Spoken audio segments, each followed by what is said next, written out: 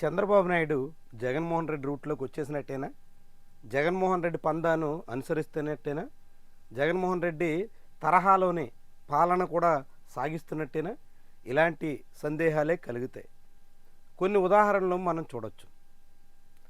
రాయలసీమలో ఎంపీ టికెట్లు బీసీలకు కేటాయించిన చరిత్ర చంద్రబాబుకి ఎప్పుడూ లేదు. కేవలం హిందూపురంలో నిమ్మల కృష్ణప్పకు మినహా మిగిలినటువంటి స్థానాలు, ముఖ్యంగా కర్నూలు, అనంతపురం లాంటి కీలక నియోజకవర్గాల్ని బీసీ నేతలకు అప్పగించిన అనుభవం ఆయనకి లేదు. అలాంటి చంద్రబాబు నాయుడు గడిచిన ఎన్నికల్లో ఆయా నియోజకవర్గాల్లో కూడా బీసీలను పెట్టక తప్పని పరిస్థితి వచ్చేసింది. అందుకు కారణం జగన్మోహన్ రెడ్డి. జగన్మోహన్ రెడ్డి 2019, 2024 ఎన్నికల్లో కూడా మొత్తం రాయలసీమ వ్యాప్తంగా ఒక్క కడప మినహా రిజర్వ్డ్ స్థానాలు పోగా మిగిలినటువంటివి బీసీలకే కేటాయించే కొత్త ఆనవాయితీని సృష్టించారు. చంద్రబాబు దాన్ని అనుసరించక తప్పని పరిస్థితిని తీసుకొచ్చేశారు. ఎంపీలు, ఎమ్మెల్యేలు, అసెంబ్లీలో టికెట్లే కాదు, ఇప్పుడు పరిపాలనలో కూడా వాహనమిత్ర పథకాన్ని ప్రవేశపెట్టారు. దసరా నుంచి ఆటో డ్రైవర్లందరికీ ఏడాదికి 15,000 రూపాయల చొప్పున అందిస్తాం అంటూ హామీ ఇచ్చారు.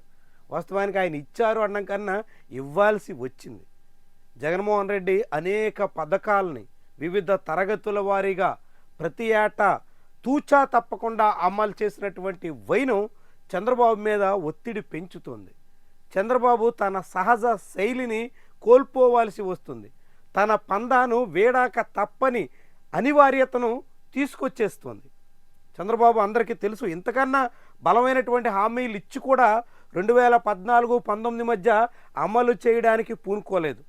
అంత పెద్ద రుణమాఫీని కూడా అనేక కారణాలు చెప్పి కోటాయి కమిషన్ అని, స్కేల్ ఆఫ్ ఫైనాన్స్ అని రకరకాల మతలబులు పెట్టి మొత్తంగా ఎగ్గొట్టేసినటువంటి అనుభవం చంద్రబాబుకు ఉంది.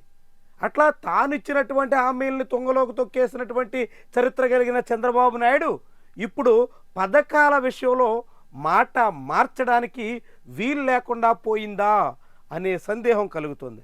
ఆయన మీద ఒత్తిడి అంత తీవ్ర స్థాయిలో ఉందా అనేటువంటి అభిప్రాయం కలుగుతోంది. సహజంగా చంద్రబాబు నాయుడు పథకాల కన్నా ఇతర ప్రచారాల ద్వారా ప్రజల్ని ఆకట్టుకునే ప్రయత్నానికి ఎక్కువ ప్రాధాన్యత ఇస్తారు. ఇప్పుడు ప్రచారం కొనసాగిస్తూనే పథకాలు కూడా అమలు చేయక తప్పని పరిస్థితిలోకి వచ్చేశారు. దీనికి ఒకవైపు విపక్షం, ఇతర వర్గాల నుంచి వస్తున్నటువంటి ఒత్తిళ్లు, రాష్ట్రంలో వివిధ తరగతులన్నీ పథకాల పేరుతో ఏటా ప్రభుత్వం ద్వారా లబ్ధి పొందేదానికి అలవాటు పడినటువంటి వైను, ఇవన్నీ కొన్ని కారణాలైతే జగన్మోహన్ రెడ్డి తీసుకొచ్చినటువంటి అనివార్యత, జగన్మోహన్ రెడ్డి ఆయాంలో మొదలెట్టినటువంటి వ్యవహారం కొనసాగించక తప్పని పరిస్థితిలో చంద్రబాబు నాయుడు ఉన్నట్టుగా స్పష్టం.